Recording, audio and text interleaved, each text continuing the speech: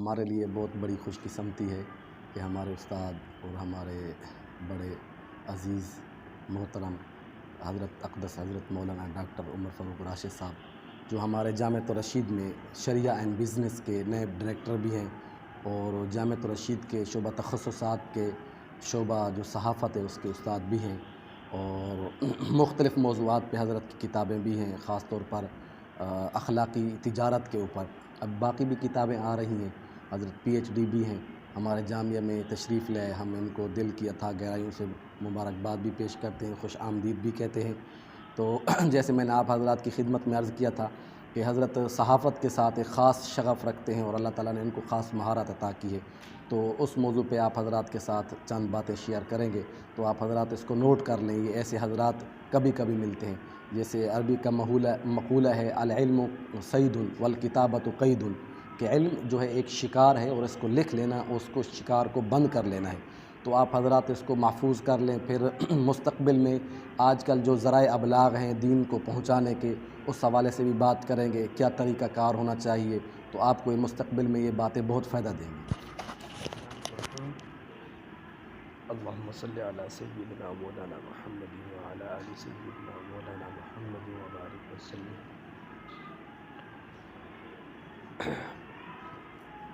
ہمارا بہاولپور میں بھی پہلی دفعہ حاضری کا موقع ہے، اور آپ کے ادارے جامعہ زید بن ثابت میں بھی پہلی دفعہ حاضری کی سعادت حاصل ہو رہی ہے۔ تو ماشاءاللہ آپ کے شہر کو دیکھ کر اور آپ کے ادارے کو دیکھ کر بے حد خوشی ہوئی۔ ماشاءاللہ شہر بھی بہت اچھا ہے، شہر کے لوگ بھی بہت اچھے ہیں، اور یہ ادارہ بھی بہت بہترین اور خوبصورت اور معیاری ہے، اور آپ تمام حضرات بھی بہت سمجھدار اور اچھے لوگ ہیں۔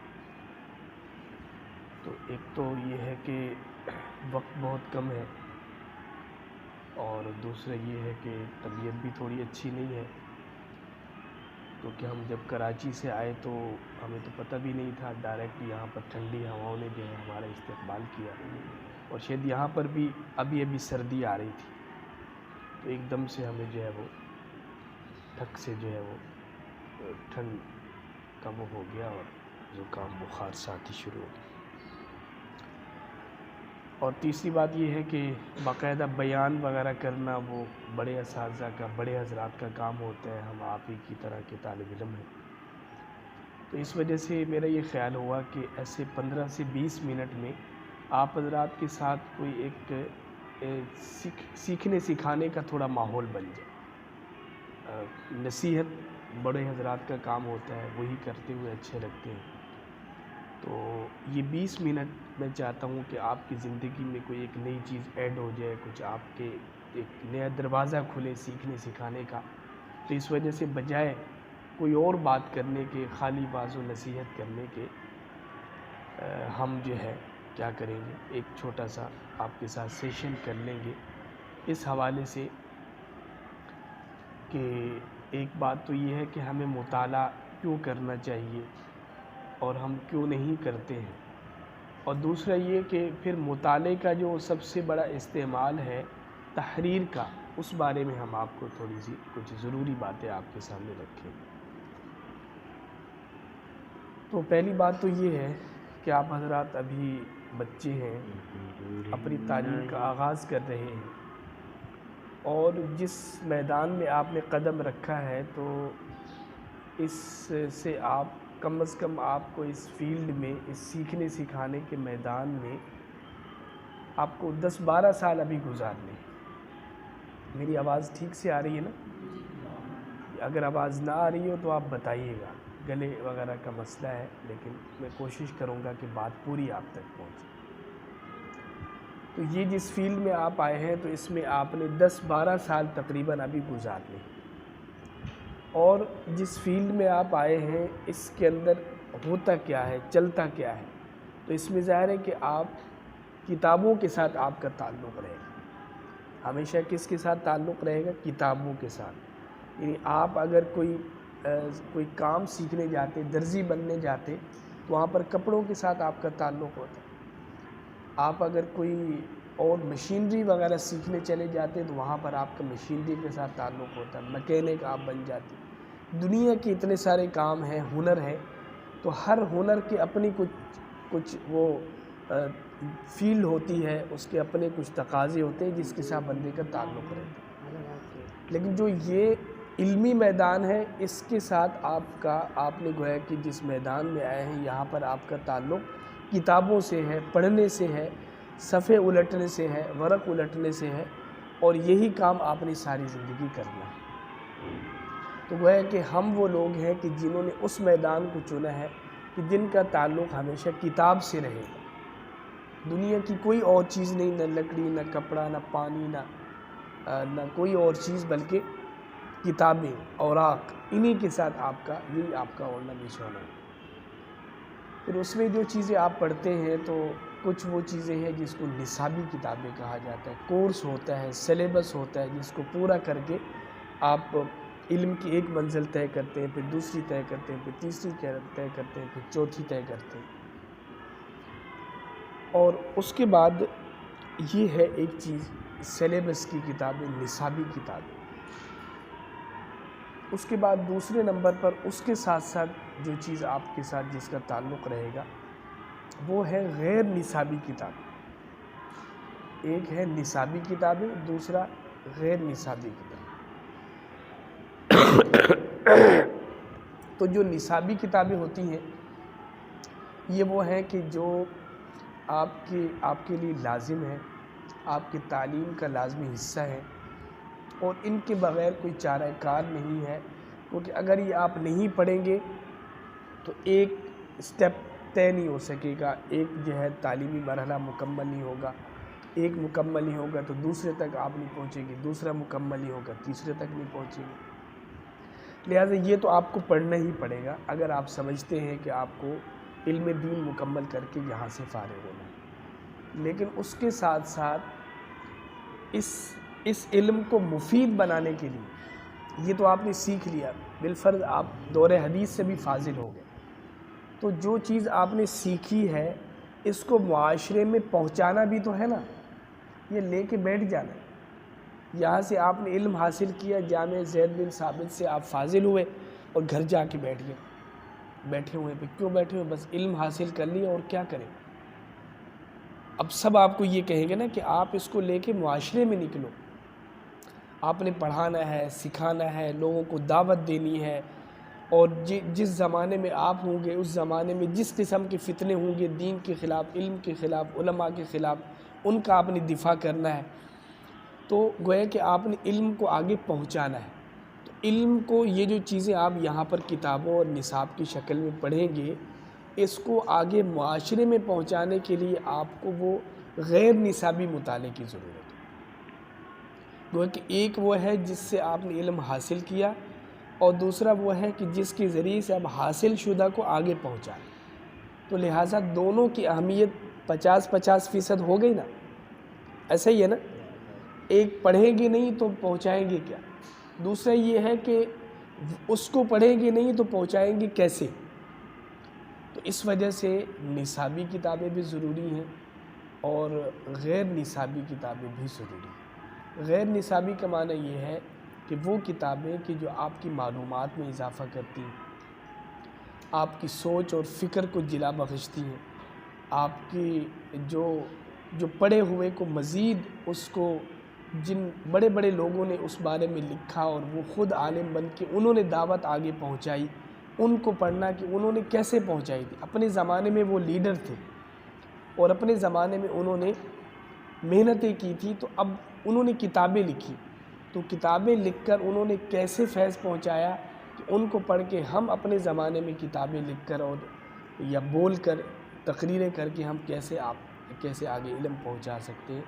تو ان کو پڑھنے سے، اپنے اسلاف اور اکابر کی کتابوں کو پڑھنے سے یہ تمام چیزیں ہمیں ساتھ ساتھ حاصل ہو رہی ہیں۔ اور یہ بات ایک بہت بڑی حقیقت ہے کہ اگر آپ نصابی کتابوں کے ساتھ ساتھ غیر نصابی کتابیں نہیں پڑھتے تو ان کا شوق بھی ختم ہو جاتا، کیونکہ یہ تو ایک یعنی خشک چیز ہے نا۔ اور دوسرا یہ ہے کہ جب بندہ بڑے علماء کو پڑھتا نہیں ہے تو یہ کتابیں بندے کو مقصد ہی ذہن میں نہیں آتا کہ میں کیوں پڑھ رہا ہوں، بلا وجہ پڑھے جا رہا ہوں۔ میرا وہ دوست ہے، میرا وہ بھائی ہے، وہ تو اسکول کالج میں پڑھ رہا ہے، اس کو پتہ ہے کہ میں نے ڈاکٹر بن جانا، فلاں ہے وہ کہہ رہا ہے میری انجینئر بن جانا، فلاں میرا جو رشتہ دار ہے وہ کہہ رہے ہیں میں نے پائلٹ بن جانا، ادھر ادھر ان کے سامنے ایک ویژن ہے، ایک گول ہے، ایک ہدف ہے، جس کی وجہ سے وہ ان کو دلچسپی ہے اپنے پڑھنے میں، اور ہم سوچیں گے کہ ہم پتہ نہیں کیوں پڑھے جا رہے ہیں۔ ابھی حفاظ انگلش ہے، پھر عربی ہے، پھر میٹرک ہے، پھر اس کے بعد اولا ہے، ثانیہ ہے، دورہ حدیث ہے، ہم پتہ نہیں کیوں پڑھے جا رہے ہیں۔ تو ہم جب ان غیر نصابی کتابوں کو پڑھتے ہیں تو اس سے ہمیں کیا ہوتا ہے کہ خود اس پڑھے ہونے کی جو ہم پڑھ رہے ہیں اس میں دلچسپی پیدا ہو جاتی ہے، اس کی خشکی ختم ہو جاتی ہے، جو ایک کیا کہتے ہیں کہ چلتے چلتے ایسے بریکس آ جاتے ہیں، آدمی رک جاتا ہے کہ یار پتہ نہیں کیا ہو رہا ہے، پتہ نہیں سمجھ نہیں آ رہا کیا ہو رہا ہے، کیا چل رہا ہے، تو یہ سارا بھی ختم ہو جاتا ہے۔ اس کے ساتھ ساتھ آپ کی اظہار کی جو صلاحیتیں ہیں وہ اچھی ہو جاتی ہیں، آپ اچھے ادیب بن جاتے ہیں، اچھے خطیب بن جاتے ہیں۔ اس وجہ سے پہلی بات جو آپ کو پیغام دینا ہے، جو درخواست کرنی ہے وہ یہ ہے کہ آپ نصابی کتابیں بھی پڑھیں، اور پھر انہی کو آگے پہنچانے کے لیے اور اپنے علم میں مزید جلا پیدا کرنے کے لیے اور اپنی اظہار کی صلاحیتوں کو اچھا کرنے کے لیے ضروری ہے کہ آپ غیر نصابی کتابیں اور ہم نصابی کتابیں بھی پڑھیں، اور جتنا جتنا آپ دیگر کتابوں کو پڑھیں گے اتنا اتنا آپ کے علم میں اضافہ بھی ہوگا، معلومات میں اضافہ ہوگا، جو آپ علم پڑھ رہے ہیں اس کے اندر مزید دلچسپی پیدا ہوگی، دلچسپی برقرار رہے گی، اور سب سے بڑھ کر یہ ہے کہ اس علم کو آگے پہنچانے کے جو دو ذرائع ہیں، یعنی تحریر یا تقریر، ان میں سے کسی ایک میدان میں آپ آگے بڑھ جائیں۔ ایک بات ہوگی۔ اب وہ جو غیر نصابی کتابیں ہیں وہ اس میں کیا کیا چیزیں ہوتی ہیں، تو اس میں آپ جو ہے سب سے پہلے تو سیرت کو پڑھیں، سیرت طیبہ، حضور صلی اللہ علیہ وسلم کے حالات، اس پر جو اچھی کتابیں آپ کو مل جائیں، یہ ایک فیلڈ میں آپ کو بتا رہا ہوں، ایک موضوع بتا رہا ہوں، کتابیں آپ اپنے استادوں سے پوچھ کر بھی سلیکٹ کر سکتے ہیں، اور جو آپ کو دستیاب ہوں وہ بھی پڑھ سکتے ہیں۔ تو سیرت کو آپ سب سے زیادہ پڑھیں، اس کے بعد تاریخ کو پڑھیں، پھر اس کے ساتھ ساتھ آپ ادب کو پڑھیں، یعنی ادبی کتابیں جو صرف اردو کے موضوعات پہ لکھی گئی ہوتی ہیں، کسی کی سوانح عمری ہے، کوئی سفر نامہ ہے، کوئی صاف ستھرے قسم کی جیسے کہانیوں کی کتابیں ہوتی ہیں، یہ ساری چیزیں آپ پڑھیں گے۔ اور اس کے ساتھ ساتھ آپ جو ہے جو معلومات عامہ ہے، دنیا میں کیا چل رہا ہے، کون کیسے کر رہا ہے، کس چیز کی کیا معلومات ہوتی ہیں، ان کو آپ پڑھیں۔ اسی طریقے سے جب آپ کی تھوڑی سی ذہنی سطح بلند ہو جائے گی تو آپ پھر اس وقت فلسفے کو پڑھیں۔ یہ ساری چیزیں آپ کی وہ فیلڈز ہیں جو ہم سے ریلیونٹ ہیں، اور ان کو پڑھنے سے اور پھر جو سوانح ہیں بزرگوں کے جو حالات زندگی ہیں اس پر آپ کو جتنی زیادہ کتابیں مل جائیں پڑھیں، کیونکہ آپ کو پھر اپنے لیے کوئی آئیڈیل تلاش کرنے میں آسانی رہتی ہے، پھر ان جیسا بننے کی آپ کوشش کرتے ہیں، ان جیسی محنت کی کوشش کرتے ہیں۔ تو جو سوانح عمریہ ہیں، جو بایوگرافی کہلاتی ہے، ان کو آپ پڑھیں۔ تو یہ سارے کچھ فیلڈز ہیں، کچھ یعنی میدان ہیں جن کے اندر آپ اپنے مطالعے کو آگے بڑھائیں گے۔ اس پر ایک ایک کتاب پہلے پڑھیں، پھر اس کے بعد اور بھی زیادہ بڑھاتے چلے جائیں، پھر آہستہ آہستہ جب آپ مطالعے میں آگے بڑھیں گے تو آپ کی دلچسپی اس میں بڑھے گی، اور آپ خود بخود محسوس کریں گے کہ اب مجھے اس میدان میں زیادہ دلچسپی ہو رہی ہے، میں اس کو زیادہ پڑھتا ہوں۔ لیکن یہ بات ضرور ذہن میں رکھیں کہ آپ کا یہ اصل مقصد نہیں ہے۔ اصل مقصد آپ کا وہ ہے کہ آپ کا ذہن، آپ کی صلاحیت، آپ کا ذہن، آپ کا جو کیا کہتے ہیں کہ زیادہ تازگی کا جو سارے کا سارا وقت ہے وہ ان نصابی کتابوں پہ رہنا چاہیے، کیونکہ یہ اگر چھوٹ گئی تو پھر یہ دوبارہ نہیں پڑھی جا سکتی، وہ اگر رہ گئی تو وہ کمی بیشی چھٹیوں میں بعد میں کبھی بھی پوری کی جا سکتی ہے۔ لیکن اصل اپنی محنت کا، دلچسپی کا محور ان کو بنانا ہے، لیکن اضافی اوقات میں تھوڑا تھوڑا کر کے روزانہ ایک صفحہ کی ترتیب سے ان کو پڑھتے رہنا ہے، یعنی کہ ہم نصابی کتابیں۔ یہ بات سمجھ آ گئی؟ دوسری بات یہ ہے مختصراً کہ یہ جو لکھنے کا میدان ہے، یہاں پنجاب میں ماشاءاللہ تقریر بڑی اچھی کی جاتی ہے، خطیب بہت ہیں، لیکن لکھنے کا ماحول نہیں ہے، رواج نہیں ہے، سوچ نہیں ہے، طریقہ کار نہیں ہے لوگوں میں. اس وجہ سے یہ چیزیں پروان نہیں چڑھتی، اور یہ چیزیں کراچی میں اور دوسرے جو اسلام آباد ہے اس قسم کے شہروں میں جو لوگ ہوتے ہیں وہ زیادہ تصنیف و تالیف اور ان چیزوں میں آگے جاتے ہیں، تحقیق میں آگے جاتے ہیں. تو اس لیے آپ حضرات کو ہم ابھی سے بتانے چاہتے ہیں کہ جو لکھنے کا میدان ہے اس کی بڑی اہمیت ہے ہمیشہ سے. تو آپ حضرات اپنے آپ کو لکھنے کے حوالے سے بھی ماہر بنائیں. آگے چل کے آپ کی زندگی کی کیا فیلڈ مقرر ہوتی ہے وہ الگ بات ہے، لیکن اس جو تعلیمی دورانیے کے دوران آپ کو لکھنے کا ایک تو ضرورت بہت زیادہ ہے. آپ کو ہمیشہ پرچے حل کرنے ہیں، اس کے لیے آپ کو تحریر کی ضرورت ہے، اور آپ اپنے اسباق کو لکھتے ہیں، آپ کی تحریری صلاحیتوں کی آپ کی ضرورت ہے. آپ نوٹس لیتے ہیں، آپ جو ہے جب پڑھ رہے ہوتے ہیں تو اس وقت جب آپ نے لکھنا ہوگا تو آپ پڑھیں گے بھی اچھے طریقے سے. اور پھر آپ ابھی سے جب بندہ لکھنے کے لیے کوشش کرتا ہے نا تو پھر اس کو کئی گنا زیادہ اس کو محنت کے ساتھ پڑھنا پڑتا ہے. اس وجہ سے تحریر آپ ایک دفعہ سیکھ لیں، تحریر کے اندر ماہر ہو جائیں. زندگی میں جتنے بھی امتحانات آئیں گے اس میں آپ ہمیشہ اول رہیں گے. اور اس کے علاوہ آپ اگر یہ چاہتے ہیں کہ آپ جب اس دنیا سے چلے جائیں تو بھی آپ کا صدقہ جاریہ باقی رہے، تو علم کا جو صدقہ جاریہ ہے وہ کتاب سے بہتر کوئی چیز نہیں ہوتی. شاگرد بھی ضرور ہوتا ہے، لیکن کتاب ایسی چیز ہے جو علم اگلی نسلوں تک پہنچا دیتی. اب ہم جو کچھ پڑھ رہے ہیں یہ ظاہر ہے کہ بڑے بڑے خطیب بھی دنیا میں گزرے، لیکن ہمیں آج ان کے بارے میں کچھ پتہ نہیں ہے کہ وہ کون تھے، کیا تھے. ہم نام سنتے ہیں حضرت سید عطا اللہ شاہ بخاری، لیکن حضرت کے کیا نظریات تھے، کیا سوچ تھی، کیا فکر وہ دینا چاہتے تھے.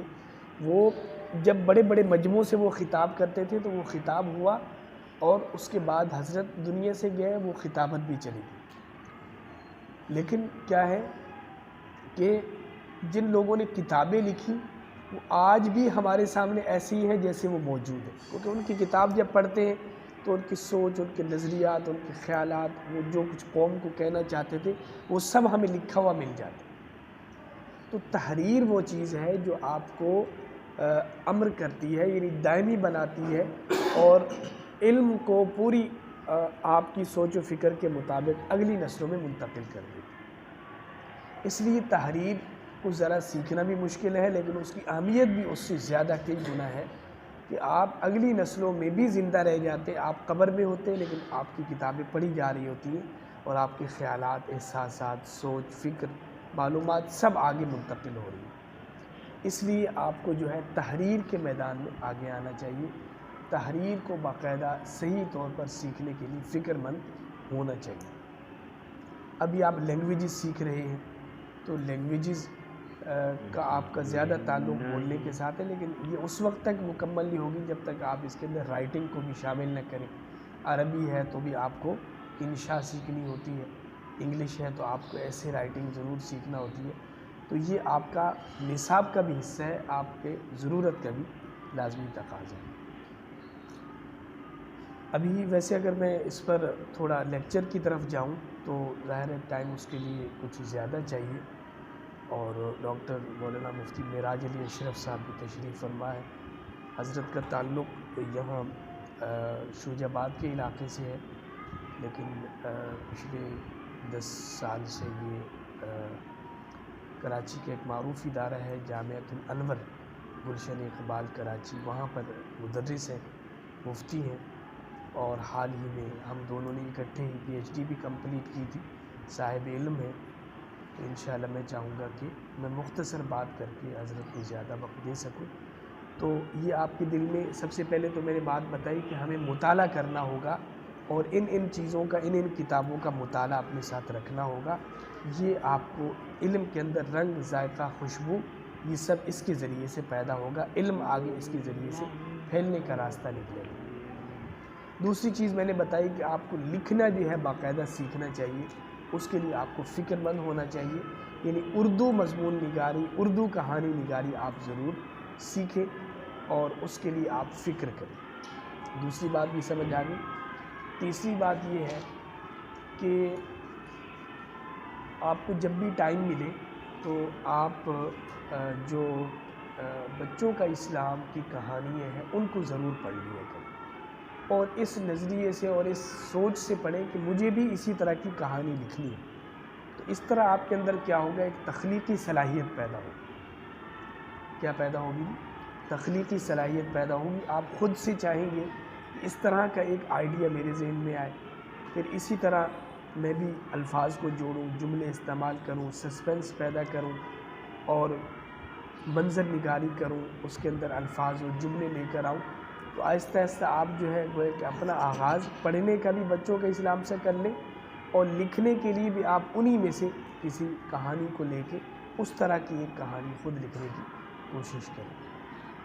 تو جب آپ کوئی تحریر لکھتے ہیں تو تحریر لکھنے میں سب سے پہلے تو آپ کو ایک بیسک اس کے ایک آئیڈیا کی، ایک موضوع کی ضرورت ہوتی ہے کہ آپ کس موضوع پہ لکھیں گے۔ اس کے بعد آپ کو اظہار کرنے کے لیے ایک الفاظ کی ضرورت ہوتی ہے کہ آپ الفاظ کیا استعمال کریں۔ تیسرے نمبر پر اسلوب کی ضرورت ہوتی ہے کہ آپ اسی بات کو کس اچھے اور نادر اسلوب میں لوگوں کے سامنے رکھ سکیں، یعنی وہ زیادہ دلچسپی سے پڑھی جائے۔ یعنی ایک بات کو آپ سادہ بھی کہہ سکتے ہیں، دوسرا آپ اس کو ادبی انداز میں بھی بیان کر سکتے ہیں۔ تو تیسرے نمبر پر کس چیز کی ضرورت ہوتی ہے؟ اسلوب کی ضرورت ہوتی ہے۔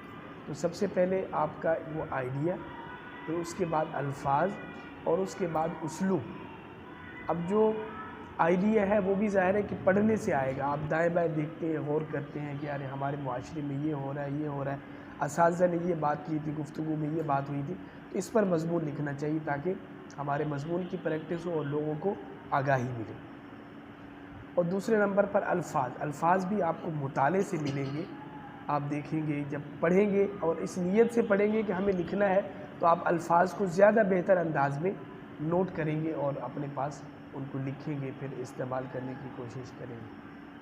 اور تیسرے نمبر پر اسلوب ہے کہ آپ جس طرح کا آپ چاہتے ہیں مضمون لکھنا، ویسے ہی آپ 2-4 پڑھ لیں اور پھر انہی کو کاپی کریں، شروع میں ان کی نقل اتاریں اور دیکھیں کہ یار اگر یہ کہانی ہے تو میں اب کہانی کی پریکٹس 4-5 کہانیاں پڑھ کر میں بھی ایک کہانی لکھنے کی کوشش کرتا ہوں۔ تو اسلوب خود بخود آپ کو ملے گا کہ اب میں جو بات میرے دل میں آ رہی ہے، الفاظ کو استعمال کرتے ہوئے اس طرح میں لکھ لیتا ہوں۔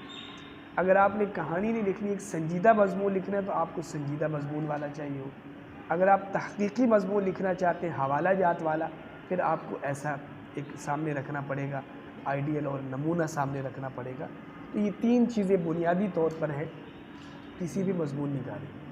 اور چوتھی چیز ہے پریکٹس۔ جتنا زیادہ آپ پریکٹس کرتے ہیں اتنا زیادہ آپ میں بہتری آتی ہے۔ تو پریکٹس آپ کرتے رہیں اور اساتذہ کو اصلاح ان سے چیک کرواتے رہیں۔ اور آج کل کے زمانے میں دور دراز بیٹھے ہوئے اساتذہ سے جڑنا بھی مشکل نہیں ہے۔ آپ موبائل کے اندر مضمون لکھ کر کسی کو بھیج سکتے ہیں، وہ چیک کر کے آپ کو بھیج سکتا ہے۔ آپ اپنے استاد جی سے کہیں کہ یہ میں نے مضمون لکھا ہے، وہ آپ کو چیک کر کے دے دیں گے۔ تو بڑے اس میں ذرائع آ گئے ہیں، بڑی سہولتیں آ گئی ہیں، چھاپنے میں کوئی مشکل نہیں ہے۔ آپ جو ہے اپنے قریبی رسالوں اور اخبارات میں بھیج سکتے ہیں، آپ فیس بک وغیرہ پہ جو پیجز وغیرہ ہوتے ہیں وہاں پر بھیج سکتے ہیں، ویب سائٹ پر بھیج سکتے ہیں۔ تو چھپنے کے بھی بے شمار ذرائع ہو گئے۔ تو بہت ساری چیزیں ہو سکتا ہے ابھی آپ کی اپروچ سے دور ہوں، لیکن آپ کے ذہن میں علم کے طور پر ضرور ہونا چاہیے کہ مضمون لکھا بھی جا سکتا ہے، اس کو خود سے چھاپا بھی جا سکتا ہے اور لوگوں تک پہنچایا بھی جا سکتا ہے۔ لیکن فی الحال آپ کا کام یہ ہے کہ آپ پریکٹس کریں۔ آپ ذہن کے اندر سوچیں کہ مجھے مضمون لکھنا ہے، نیت کریں، اور جب آپ نیت کر لیں گے آپ لکھ لیں گے۔ اور دوسرے نمبر پر الفاظ، آپ مطالعے سے الفاظ کو اخذ کریں، پھر ان کو استعمال کریں۔ پھر جس طرح کا مضمون یا کہانی یا کچھ بھی لکھنا ہے، اس طرح کی 4-5 چیزیں پڑھ کر ان کی شروع میں نقل اتار کے اس پر پریکٹس کریں، پھر اساتذہ کو دکھائیں۔ تو اس طرح انشاءاللہ آپ کا سلسلہ آگے بڑھتا رہے گا۔ تو میں مختصر وقت میں مطالعے اور مضمون نگاری کے موضوع پر اتنی ہی بات کر سکتا تھا، لیکن میں نے تقریباً وہ باتیں کر دی ہے کہ اگر آپ شروع کر دیں تو اب آپ کو پیچھے مڑ کر دیکھنا نہیں پڑے گا، آپ آگے ہی آگے بڑھتے چلے جائیں۔ بس ایک بات یہ کہ شروع میں تکلف نہیں کرنا چاہیے، سادہ لکھنا چاہیے. اب جب یہ کہیں گے نا کہ میں کوئی ایک ایسی چیز لکھوں کہ بڑی حیران کن قسم کی ہو تو پھر نہیں لکھی جائے گی. آپ کیا کریں، بس لکھنا شروع کریں، سادہ لکھیں. جیسے آپ دوسرے سے گفتگو کرتے ہیں شروع میں بس اسی طرح لکھیں، آہستہ آہستہ اس میں بہتری لاتے. ادھر سے مطالعہ آئے گا، ادھر سے تحریر آئے گی اور بہتری آتی چلی جائے گی. لیکن شروع میں بس آپ نے سادہ لکھنا ہے، جیسے آپ گفتگو کرتے ہیں ویسے لکھنا ہے. ساتھ ساتھ دیکھنا ہے کہ میری جملہ ٹھیک ہے نہیں ٹھیک، میں جو ہے وہ بات کو اچھے طریقے سے بہتر انداز میں کر پایا نہیں کر پایا. بار بار میں اس میں اور جو کہ جس چونکہ چنانچہ یہ تو استعمال نہیں کر رہا، چھوٹے چھوٹے جملوں میں لکھ رہا ہوں نہیں لکھ رہا ہوں. کبھی اخبار نظر میں پڑ جائے تو اس میں جو کالم لکھے ہوتے ہیں ان کو پڑھیں، پھر سوچیں کہ اگر مجھے ایسا لکھنا پڑے تو میں کیسے لکھوں. ٹھیک ہے، تو کچھ معلومات بنیادی آپ کے ذہن میں آ گئی مضمون نگاری کے حوالے سے. پھر کبھی دوبارہ انشاءاللہ ہماری آپس کی ملاقات ہوئی تو پھر ہم آپ کو بورڈ پر باقاعدہ ساری چیزیں لکھ کر اور ساری ترتیب سے آپ کے سامنے چیزیں رکھیں گے، پھر آپ کو زیادہ فائدہ ہوگا. لیکن اس سے کم از کم پتہ چل جائے گا کہ آپ چاہتے بھی ہیں یا نہیں. اگر آپ نے اپنے اساتذہ کو بار بار تنگ کیا کہ بھئی ہمیں تو مضمون نگاری سیکھنی ہے، تفصیل سے ہمیں سیکھنی ہے، تو ہو سکتا ہے وہ ہمیں دوبارہ کہیں کہ بھئی طلباء تو ہمیں پریشان کر رہے ہیں، آپ ان کو تھوڑا سا بتا کر گئے تھے، وہ کتنی ہمیں تو پوری چیزیں چاہیے. تو وہ ہمیں ہو سکتا ہے انہوں نے تنگ کیا تو ہم آپ کے سامنے آ جائیں اور آپ کو پوری چیزیں تفصیل سے سکھا سکیں.